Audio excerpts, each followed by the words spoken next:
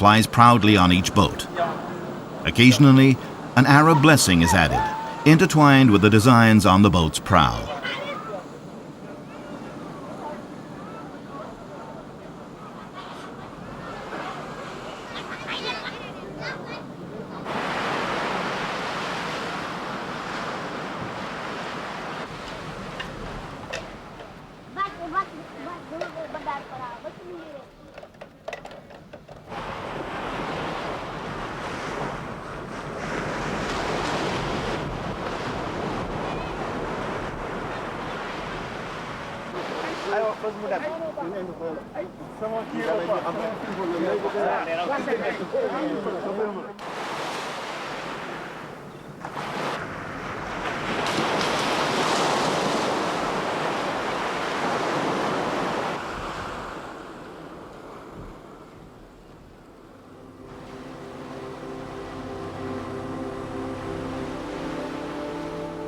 Numerous aspects of African life can be experienced here along the rivers and in the vast desert regions.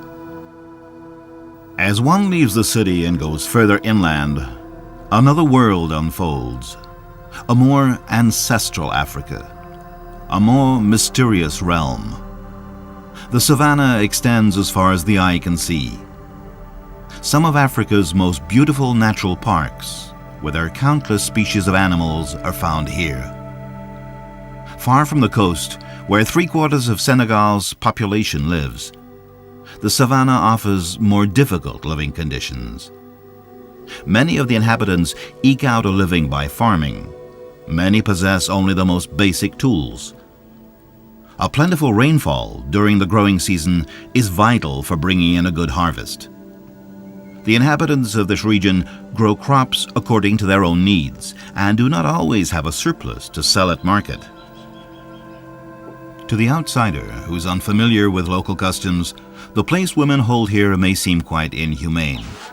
It's not unusual for a man to have several wives or concubines. In the city, this situation may hold serious economic disadvantages for the man.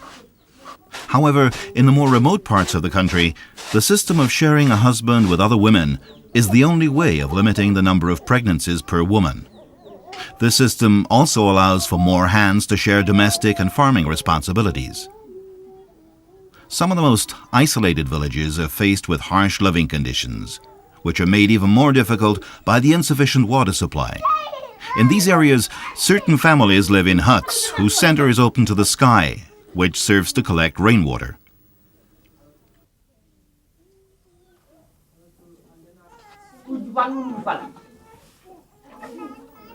Women remain very close to their families, even after marriage. In both traditional and high-class families, the future husband pays a dowry to his parents-in-law to compensate for her departure.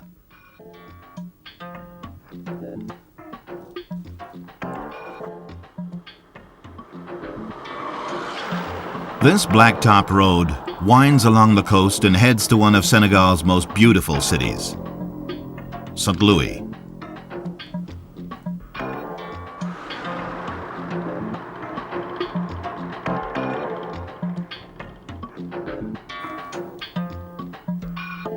Faidherbe Bridge links St. Louis to the mainland. This bridge was initially to have been built in France, but was finally constructed in Senegal and remains to this day an example of the French influence in St. Louis.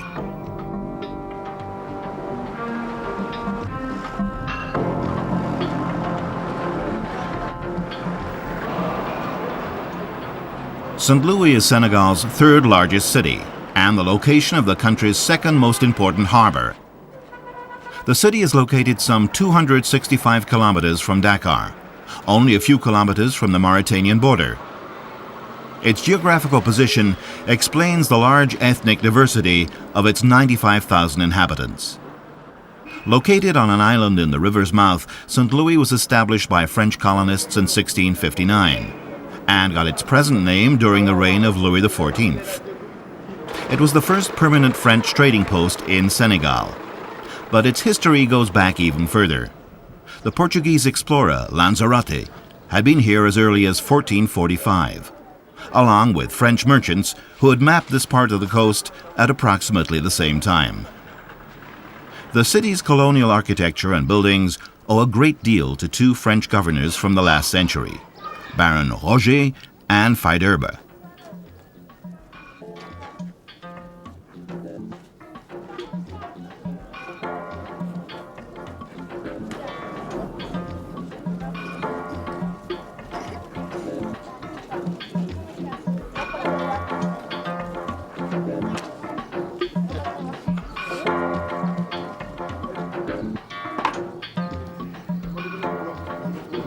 Thanks to its harbour and its location in the river mouth, St. Louis remained for many years an important trading centre for Europeans and Africans alike. The city expanded onto the mainland in an area which has become known as SAR.